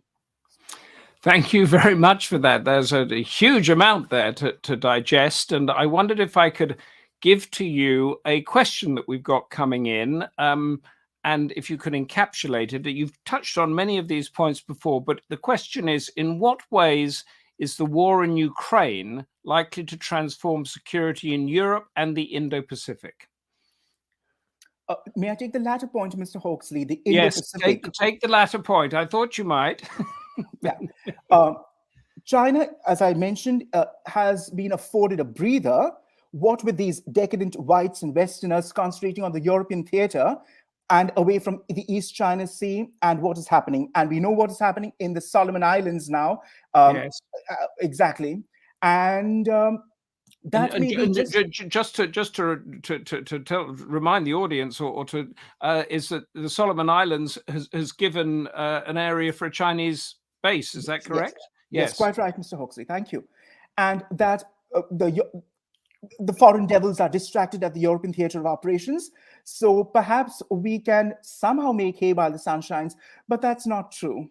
That's not going to happen for long, because they are still scratching their heads and baffled by Ukraine's gallantry and our Western resolve, which even until January or up to, say, 21st February, when Putin ranted about Lenin, as I mentioned, they never thought that we would be so united, and they have been taken aback. And to think of Taipei, Mr. Hawksley, never you mind Taipei. It is Tokyo and Seoul banging on the White House doors, asking for nuclear security guarantees for Taipei in times to come. Yeah. Yes. That shows you how vociferous even the Japanese, normally quite reticent, the very picture of dignified reticence, as it were, have become. Yeah. And it's quite likely that China and Taiwanese have, Foreign Minister Joseph Wu, among others, were off the record in stating, we have bought some time with an invasion, because the Chinese will take a backseat to realize this may not just go peachy keen for us, it would backfire. Yeah. And I mentioned that if sanctions are attended to upon China, the way it is tied in with Western supply chains, Sino-Western trade stands at 950 billion pounds. They will have to think twice about it before going on any, gung-ho shows of bravado. Before I let you go, could I just encapsulate, or you can encapsulate for us, an idea, is that there's this sort of parallel world order system that's been talked about a lot, and Iran was sort of part of that in a way when the nuclear deal stopped. I mean, how complex is it going to be to set up a SWIFT system, a currency system, this system and that system that can actually do the job of the Western-run systems that are in at the moment? All these players who berate the West, Iran, China, Venezuela, and Russia, among others, do not realize that the Chinese renminbi barely accounts for almost 4 to 5% of global trade. Everyone banks in dollars at the end of the day when all is said and done. So this idea of a new China, and what others in Asia like Kishore Mahbubani in Singapore and all talk about the dawn of Asian century, and this the America is in retreat and all that, I have never for one bought it. I personally have never bought it. The West is still very much here to stay, and thank God it is, with its values, because we do not want to see a world dominated by Chinese or Iranian values as such. Okay, so this is when people talk about it mooted, it's a pipe dream, isn't it? You're not going to be able to get a SWIFT system suddenly set up and working in that other area. And Mr. Hawksley, the gerontocrats in Beijing, Chernenko's and Antropov's counterparts we still have, Lord knows they're still around, they're not going to let release the renminbi to float internationally. Yeah. The Chinese renminbi doesn't float because they don't want capital outflows. They keep a tight control on it, and fat chance the renminbi is floating anytime soon. Okay, thank you. That great. That gives us a great perspective. For we're now going to move to our final speaker, Dr. Jenny Mathers, into another area completely. The senior lecturer in international politics at Aberystwyth University will be focusing on security issues and also highlighting gender issues within that theme. One of her recent publications is entitled Women, War and Austerity, International Financial Institutions and the Construction of Gendered Economic Insecurities in Ukraine. Jenny Mathers, tell us all, please. Okay, thank you. And thank you very much to the organizers for inviting me to speak today. As was indicated, I'm going to focus on security, and particularly on some of the gendered causes and consequences of security and insecurity in Russia's war in Ukraine. So first, I want to just briefly explain what I mean when I use these terms, security and gender. So when we hear the word security, we tend to think about what happens at the level of national states and international organizations like the United Nations. We tend to think that security is something that states do. It's something that happens in the UN Security Council or on the battlefield. But what I want to do is use a more feminist understanding of security. Because when feminist scholars of international relations talk about security, they might include what happens at this high level of states and international diplomacy, but they're also concerned with what happens beyond it. In particular, they're concerned with how ordinary people and communities are made secure or insecure, not only what happens to them as a result of the actions of states and international communities and actors, but also about the actions that people themselves take at the grassroots level. How do the actions of individuals and communities contribute to insecurity, but also how do they resist it? Similarly, when we hear the word gender, we tend to think about women, what women do, and the rules, whether formal or informal, that govern their behavior and opportunities. But when feminist scholars talk about gender, they're talking about a concept that's really much bigger than that. Gender includes the roles that both men and women play in society, but it also encompasses ideas about what men and women should do, as well as the way that we understand different human characteristics and skills and assign values to them. And the way that we value those characteristics and skills associated with men and masculinity above those associated with women and femininity. So there's an issue around power. Gender is about power relations as well as being about what individual people do. When we see the world through gendered lenses, it makes us aware of many social conventions that otherwise we might take for granted, assume that they're normal or even that they're natural. For example, if we take for granted that there's an association between men and masculinity on the one hand, and traits like courage or a willingness to use violence on the other hand, then it doesn't appear at all strange that the vast majority of soldiers who serve in the world state militaries are men rather than women. So what I want to do in the time that I've got is to put some of these feminist ideas about security and gender together and apply them to Russia's war in Ukraine, to argue that we can see gendered security in both the causes and the consequences of this war. So I'm going to start with the causes. I'm going to make what may seem like a rather unusual statement, because I think that Putin's understanding of what makes Russia secure as a state and also as a nation, and how Russia should respond to threats to its security, I think those things are shaped by gender. Now, an important part of Putin's project to make Russia more secure relates to what we might call the softer side of security. In other words, ideas, values, the way that society is organized, and the way that people are expected to behave. Putin's ideal for a secure Russian state is one where society plays its part, not only by supporting the state, but also by conforming to traditional conservative ideas about gender roles and the family. And this emphasis on traditional conservative values has really intensified since Putin returned to the presidency in 2012. He's made it a real feature of his not only domestic politics, but also his foreign policy, and has used the promotion of family values, traditional values, conservative social values as a way of trying to appeal not only to his own domestic audience, but also to other states in other parts of the world, particularly states in the global south, but also states or elements within states. And I think here about some Republican voters in the United States who find these ideas about conservative values very appealing. So in 2013, the Russian parliament passed a law making it illegal to promote homosexuality to children. And this law is phrased very loosely, deliberately so, as many Russian laws are. And it's been used to prevent all kinds of actions and activities and behavior, everything from gay pride marches to teaching children about sexuality, reproduction, sexual health, these kinds of things. In 2020, Russia introduced a whole series of amendments to its constitution, including one that defines marriage as a relationship that only exists between a man and a woman. So you can see that within Russian domestic legislation, there has also been this emphasis on imposing really quite traditional family values and gender roles within Russia itself. Now, we know that there are many reasons that Putin has given for regarding Ukraine as posing a threat to Russian security. But at least one of them is directly related to gender.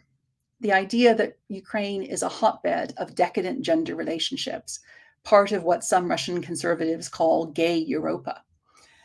So Putin is really aware of the power of ideas, and this is something which doesn't always come through when we're focusing on, issues like, the military strength that Russia has, or the way that Russia positions itself in the world. But he is very aware of the power of ideas, and he actually fears ideas that are alien to Russia and that might change the way that Russia sees itself and the way that Russian society is developing.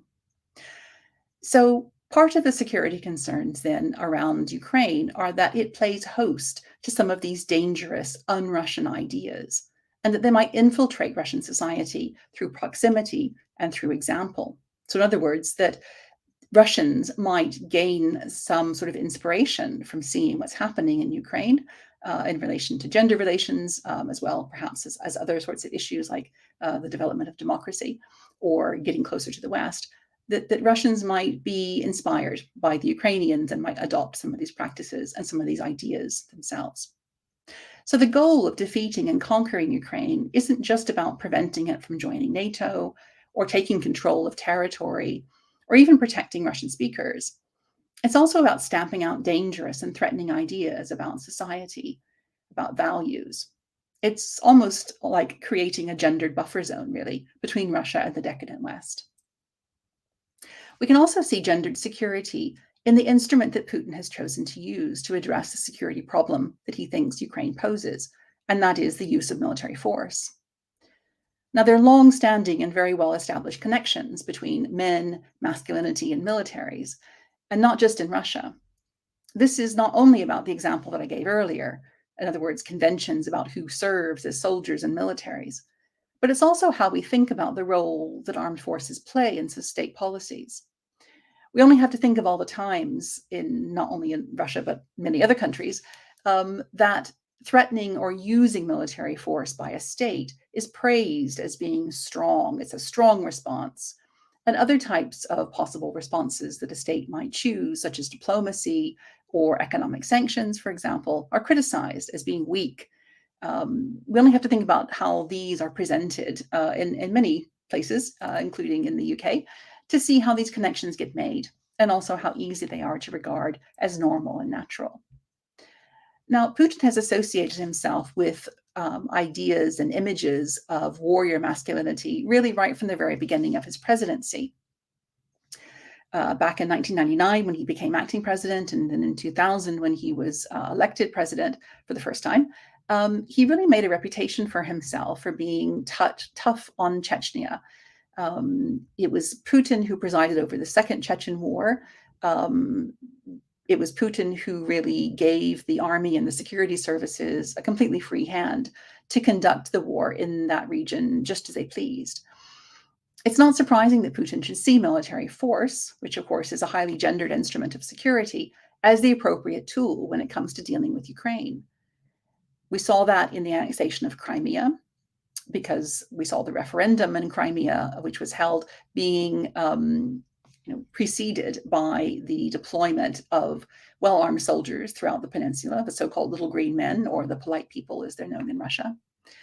We saw this when Putin instigated a proxy war in the Donbass region of eastern Ukraine back in 2014, not long after the annexation of Crimea. We saw this, of course, we are seeing this now in the large-scale invasion that Russia began on the 24th of February. We can see Putin's dependence on the threat and the use of military force even more strongly in the responses that Russia has offered to the interests that Finland and Sweden are expressing in joining NATO.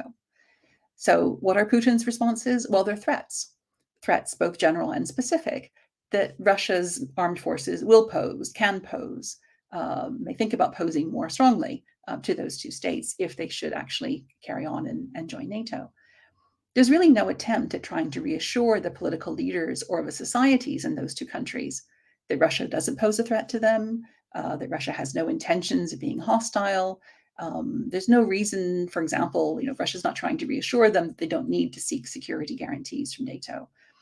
Russia really doesn't seem to consider using any of these kinds of approaches when it comes to dealing with Europe, at any rate. It goes straight for the military instrument or the threat of the use of force. Let me turn now to gendered security visible in the consequences of war. And here I want to focus on Ukrainian women, because Ukrainian women in this war face particular forms of insecurity and danger because they are women. And there are two in particular that I want to say a little bit about. One is Ukrainian women as refugees fleeing the war, and the other is Ukrainian women as civilians in communities that have come under Russian occupation.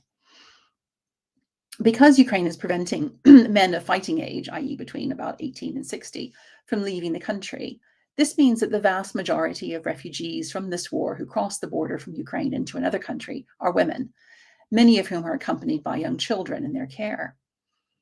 In addition to all the dangers that they have to face and continue to face in making their way from a country at war to trying to find a place of refuge and recreate their lives, at least for a period of time, they also face the danger of being the targets of predatory men. Why is this? Well, women who are without men to protect them, without any visible husbands, brothers, fathers, etc., they tend to get perceived by some unscrupulous people, often men, almost as an invitation for exploitation. And we don't need to look at even the refugee crisis that's currently happening from Ukraine to see this. We can see this in sort of everyday ways that women who walk on the streets alone are told to protect themselves, to take care, and so on. The very sight of a woman alone, particularly at night or in another vulnerable sort of a position, is one that some people seem to regard as almost an invitation to abuse and predation. We've seen reports of men posing as humanitarian aid workers at the Polish border with Ukraine, offering to help Ukrainian women refugees, but really wanting to sell them into human trafficking, force them to work as prostitutes, or just abuse and rape them. We've seen similar reports coming through about some of the men in the UK who've come forward to provide homes for Ukrainian refugees as well. We've also seen horrific reports from the news of what's been happening to Ukrainian communities that have come under Russian occupation. There are very well evidenced reports of abuse, torture, and murder. Both women and men have suffered and died at the hands of Russian soldiers, although there are gender differences in the way that civilians have been treated. Ukrainian men have typically been killed, at least partly as a way of preventing them from taking up arms against the invaders in the future. Women have typically been raped either before being killed or left alive afterwards. And what we're hearing from the testimony of the survivors is that their rapists have explicitly linked their behavior, in other words, the assault on them, with the continuation of Ukrainian society, right? So the idea that Ukrainian women will no longer want to be with Ukrainian men, that there's going to be some sort of an impact on the birth of future children or preventing the birth of future Ukrainian children. We've seen this before in other places. We've seen before that rape and war isn't about opportunism. It's not about men being unable to control their urges. It's about punishment of a society. It's about sometimes trying to change its very composition, trying to shape or undermine its future. But before I finish, I want to leave you with a few more positive thoughts about how feminist approaches to gender and security can also help us to see women not just as victims, but as actors with agency and choices. Even in the most dire of circumstances, in the midst of the sorts of horrors that I've just been talking about, there's a group of Ukrainian women who've joined forces to document and verify claims about war crimes committed by Russian soldiers in order to gather evidence that could be used to some future form of justice or war crimes tribunals. They formed an organization called Dattelyan, meant to rhyme with battalion, but with data as its core. And they're creating an open database of video evidence of atrocities against civilians in Ukraine. They have an online presence. They're on Twitter. You can easily find them by searching. So this is one way that women in Ukraine are really fighting back. They're really resisting being victims of a security situation, which otherwise is quite difficult for them to control. Taking back some agency, taking action, actively resisting, and building up evidence, which they hope will one day be used to bring Russian invaders to justice. Finally, there's a great image that's been circulating on social media, and this is the one time I regret not having used slides because we're showing you the image. And the image shows a Ukrainian woman refugee, and she's walking hand in hand with a child. But what's most striking about this image is not just the woman and the child, but the fact that on her back, as if a backpack, the woman is carrying a house, and a house that's literally been torn up by the roots. So it's very evocative of the way that Ukrainian women are bearing an enormous responsibility, not only for finding ways of keeping themselves and their children safe from danger and meeting their material needs, but also for preserving language and culture, historical memory, and ways of life that are recognizably Ukrainian, ready for the return, which they all, of course, hope will come sooner rather than later.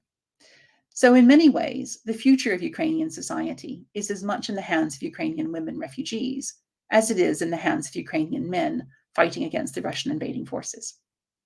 Thank you very much for listening. Jenny, thank you for that. That was very thought-provoking. And if I could go back to your rather lowering thing about rape and brutality as a weapon of war, and Mao Zedong, I think said, women hold up half the sky. And getting back to what we heard about academia and people thinking in Russia, you might not know this, but the woman's mindset of the Russian troops that are going in, knowing possibly that they've been told to do this as a weapon of war, can they continue to support it, or is there a point where that breaks and people say, no, that's just not acceptable? Is there a line on this in the gender divisions? I think that Russian women are going to react very differently depending upon what they believe, how strongly they feel that the war in Ukraine is justified. I mean, there's been quite a well-known transcript or a transmission which has been intercepted, allegedly of a Russian couple speaking, where the man is a soldier in Ukraine and the woman, the wife, is back home. And she's basically telling her husband, yeah, it's okay, go ahead and rape those Ukrainian women, they deserve it. So you can get at one extreme this, very strong support. But of course, there are many other, places along that spectrum, and many Russian women don't realize that this is happening, firstly, because this isn't something which is being told to people on the news. It's not part of the official Kremlin narrative about what's happening in Ukraine and the war. But, there are many Russian feminists, for example, who are well aware of these sorts of dynamics of what happens in war, and who are very much, standing against the war and coming out publicly against it. So I think that the responses by Russian women are just as varied as the responses of Russians about. There's no there's no sort of different line of morality between the genders. Can I give to you a question? You have answered it, but I'm going to give the question again. You might want to add a comment from Anand Tomor. Does the panel think, in this case, do you think, President Putin fears that one day, with democratic Ukraine on its border, Russians will demand the same freedoms as their neighboring country? Yeah, I do, absolutely. I think this was a really important dimension of Putin's concerns about Ukraine, particularly since the Maidan revolution of 2013-14, when Ukrainians stood up and said no, they didn't want to be in a country that was going to be facing more to the east. They wanted to face more to the west. They wanted more choices in who leads them and so on. So I think this was a big part of the trigger back in 2014 that led to so many things, the annexation of Crimea, the war on the Donbass, and to where we are now. Thank you. I've got one more question for you, and then the same question I'm going to ask around the panel. And if you can just give a very brief answer to it, the whole panel, and then we're going to go to Barry Gardiner to sum up everything that we've been saying. But the question, Jenny, is what military lessons might the world learn from the war in Ukraine? Ooh, I think don't underestimate your opponent. I think this was one of the big lessons that Russia definitely needs to learn, and that we all need to learn when we're planning, if we're in the position of planning any sort of a military campaign, is do not assume that your opponent is going to be weak, that your opponent will be easy to defeat. Okay, and is there any gender issue in that militaries can learn about or not? Well, I think in general, the Russian leadership has been quite dismissive of Ukraine, as we've heard from many of the panelists, as a real nation, as a proper nation, and as a country that can stand up for itself, which is in itself actually quite a gendered position to take. That Russia is the tough masculine state, Ukraine is the feminist state, and in fact Putin just before the invasion, made reference to a statement about, well, Zelensky should just sort of lie back and take it, as sort of a rape reference, which really shocked a lot of people when he said that. So yes, I think there's definitely a gender dimension. Yeah. Thank you. Burzine Waghmar, what military lessons might the world learn from the war in Ukraine? David's endure and watch out Goliaths. And that is something which Taiwan will be watching very closely. It also shows that the nation state is not dead and gone. So much for cosmopolitanism and internationalism that has been bandied about for so long. Patriotism still counts for something. There is a lesson here for the left across Western metropolises that and that mostly those leftists within academia and elsewhere who tend to struggle with patriotism, that not all forms of patriotism are debilitating or pernicious. There is something salutary to it in what we see with the Ukrainians defending themselves for their turf. And Mr. Hawksley, to Mr. Tomar's very good question, this is what is happening with China already assisting Iran through the Green Revolution and even up to now in surveillance measures. Right. So this is the alternate universe that China, Iran, and Russia, and Brazil and others would like to construct and have us partake of. The strongman syndrome, as Jenny talks about, Putin, Bolsonaro, Trump, etc. And there are so many who are beholden to this for a variety of reasons on both the right and the left. Over to your other speakers. Thank you very much for that. Ruth Deyermond, what military lessons might the world learn from the war in Ukraine? Well, I think there are a huge number, and everyone is going to be studying this war for a very, very long time to come. But I will just touch on 4 very quickly. I think the first one is that shiny toys, expensive toys, are no substitute for getting the basics right when it comes to war. It's a big problem, I think, for the Russian military. Very important one, that armed forces, that states should never underestimate the importance of morale and the will to win as a factor in military capacity. One that is, I think, an issue for all leaders, but perhaps particularly for authoritarian leaders, where there's a lack of kind of plurality in debates and discussion around war. Don't take your subordinates' assurances at face value. Well, when they tell you how easy a war is going to be, what a great state your armed forces are in, you need to push back on that and question it. And then finally, and this is actually something that Jenny and I have talked about in another context before, learn from past mistakes, because one of the really weird things for me about this conflict is that it looks so much, in many ways, like the disastrous First Chechen War in the 1990s, and that Russia has really not learned the lessons from that conflict. So, particularly if you lose a war, you need to understand why and learn from that, and Russia simply hasn't done that. And a quick yes or no on that: an invasion of Taiwan, less or more likely? I would say less likely, but I would defer to the experts in the room on that. Kasia, Kaczmarska, what military lessons might the world learn from the war in Ukraine? Well, I will take a slightly different spin on your question. I would say that we do need a wider understanding of what militarism is, and what military culture and the cultivation of militarist culture in a non-democratic context means, and what it can end with. So I believe that contemporary Russia really epitomizes all the features of modern militarism. So the armed forces are presented as the resolver of conflict and tensions. Having enemies is considered a natural condition, and the state without the military is really seen as naive and not modern. And this type of militarism and this type of militarist culture, very much supported by the state institutions and state budget in Russia, allows for sort of legitimizing political violence, both inside Russia and outside of its borders. So I believe we do need to have a broader take on militarism, and not just military lessons that can be drawn directly from how the conflict proceeds. Thank you. Okay, so different take. Let me just get this: a better understanding of authoritarian military use of force in a political arena. Is that right? It's also a different way. It's not necessarily linked just to an authoritarianism. Militarism and militarist culture has been present in various societies, including in democracies.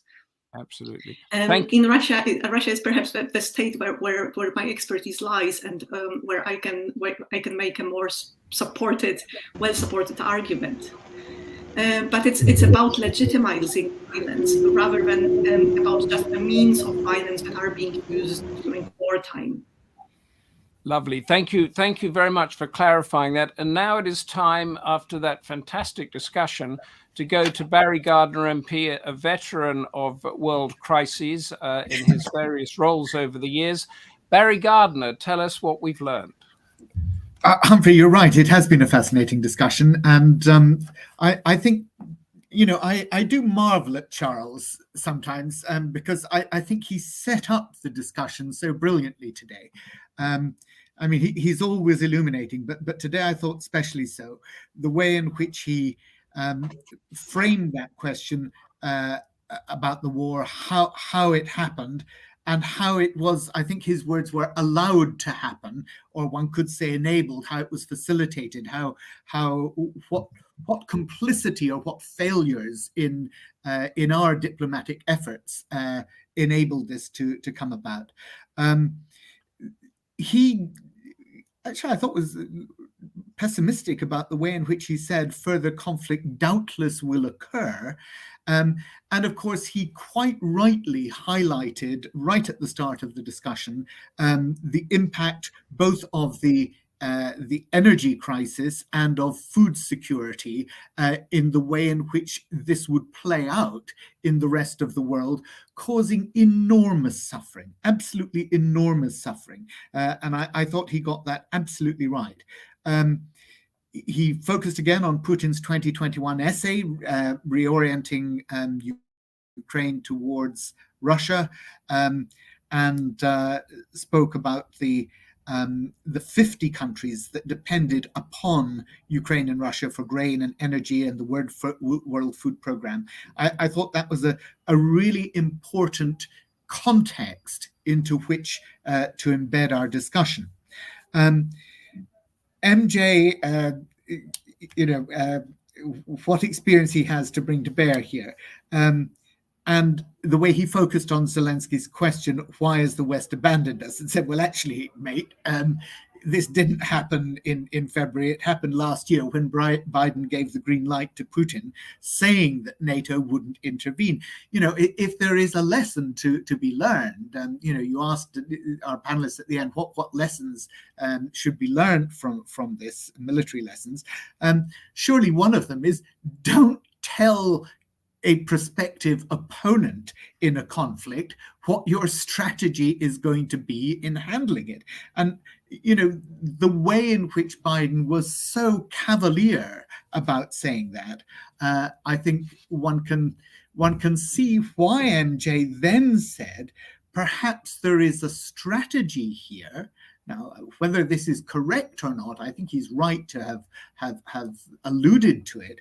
Whether there's a strategy here that the West actually is seeking to weaken Russia through Ukraine without having to defend it with boots on the ground. And that was a point that I thought he made. I wasn't sure whether he was advocating it and saying that he believed that this was correct, but it was certainly an interesting thought that might have justified, or at least explained rather, Biden's remarks back in November last year. He was absolutely right in talking about the ridiculously impotent role that sanctions have when we are buying Russian oil in Europe and paying what Zelensky calls blood money. Again, you know, one of the other lessons perhaps to draw from this is, don't pay your enemy's costs of the war. You know, how we're in this situation again it goes back to what Charles was saying about how we have facilitated the calamity in coming about. So we're actually, because of all the support that was given to the pipeline into Western Europe, we're now paying the costs of this war many times over back to Russia. Again, interesting in the way that he focused on the Russian-China coordinated positions on Ukraine from the 3rd of February, and that the West is wrong to think it can defend strategic interests without boots on the ground. Talked about the rise of nationalism and raised the questions of the world in search of a new world order. Again, the remarks from Abe, and also the way in which Germany has, I think he used a phrase, woken up from military amnesia. Some might say that it wasn't so much military amnesia as declining to stare its past in the face because of the shame that it might engender. But be that as it may, certainly I think Germany's position now is going to be reoriented, and I think he was right to draw attention to that. And of course, the impotence of the UN Security Council, the way in which it needs reform, the need to develop a global security infrastructure that can function on that basis of nation states. I wonder about that because I think many of the nation states that we have in the world, and you can see it with straight lines drawn across Africa, are not they're not based on culture, values, language. They are arbitrary hangovers from the imperial legacy of 2-3 centuries ago.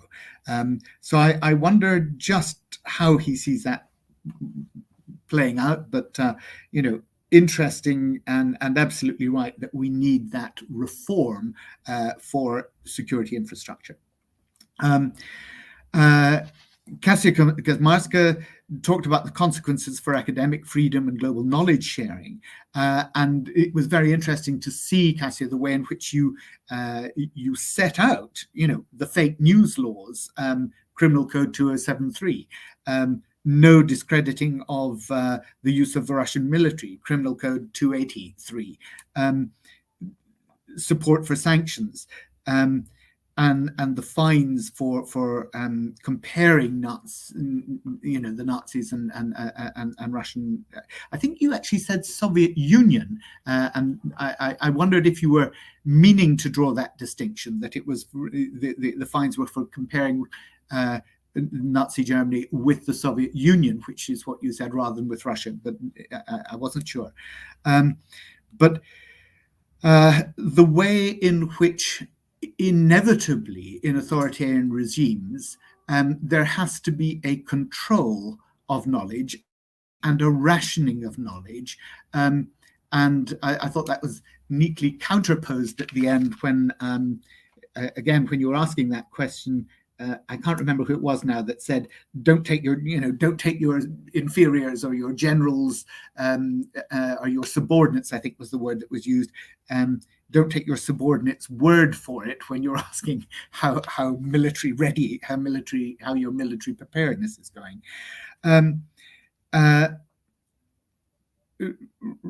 Dr. Deyermond posed a really interesting question, which was, why did Russia start a war to stop something that was never going to happen?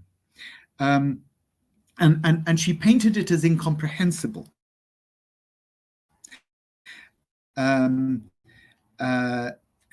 This idea that they would go to war to stop Ukraine joining NATO when there was no prospect of it doing so.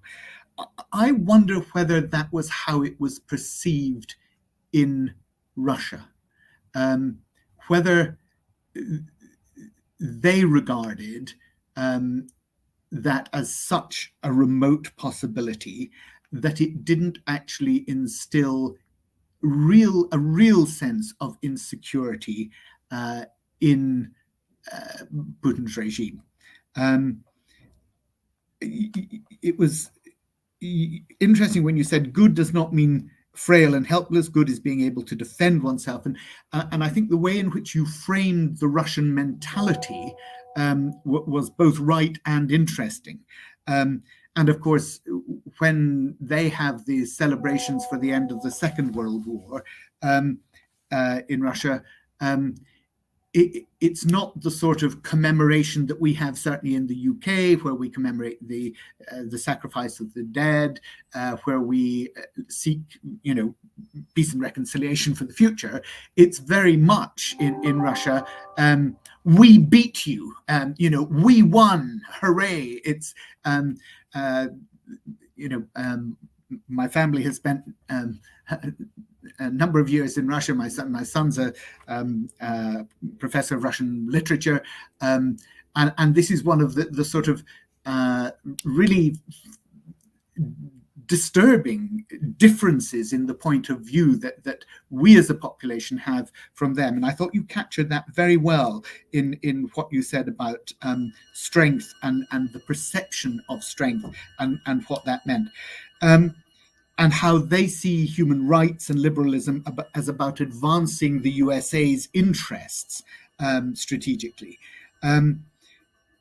Also about the notion of great power status. And I always remember Sir Peter Tatzel. I don't know, Humphrey, if you remember him. He was the father of the House of Commons. He once asked David Cameron in 2014, he said to David Cameron, what my honourable friend, or my right honourable friend, fails to understand is that the reason that Catherine the Great was called Catherine the Great was because she provided Russia with the outlet to the Black Sea, the warm water port. And I think that sense of history and that sense of the great power is something that Dr. Deyermond captured very well. Humphrey, I see you're in frame, and I'm worrying that that's me running out of time. I don't know. Let's give you another 3 minutes, Barry. Oh gosh. Okay. Look, I'm sorry, because that means I'm going to do Burzine and Jenny down in dealing with what they said, which I thought was very interesting.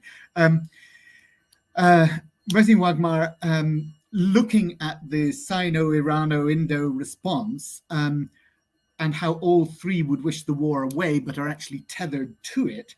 And I thought the way in which he brought out not only the history, but actually the economics here was important, about Sino-Russian trade.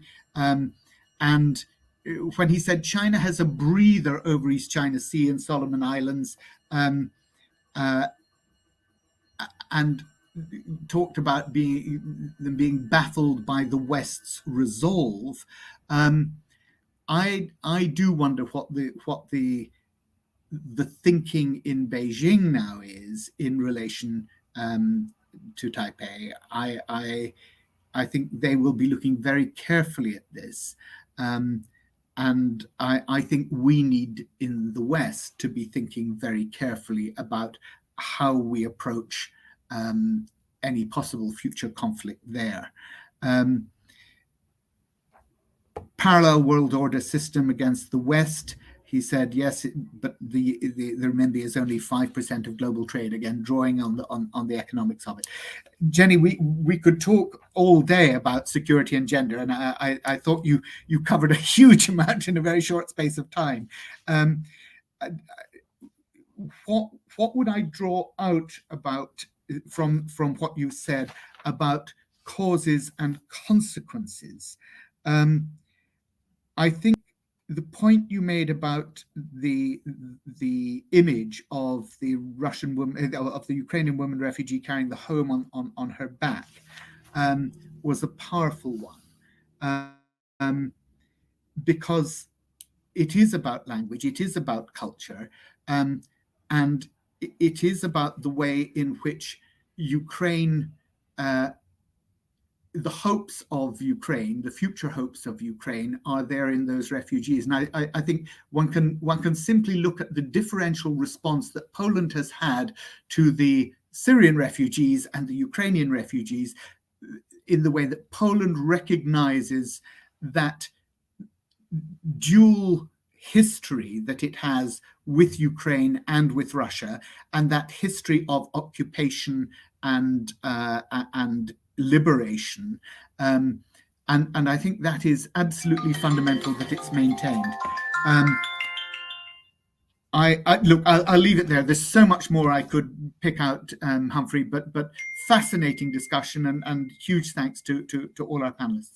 Barry, thank you so much. Yes, indeed.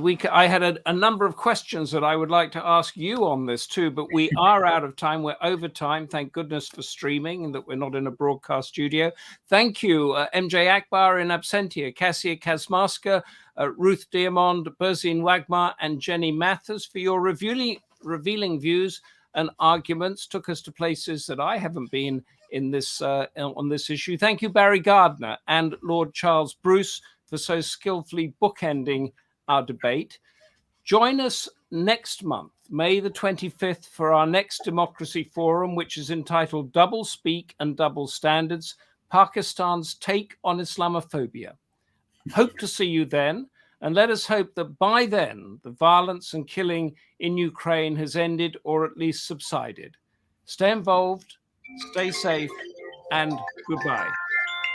Oh,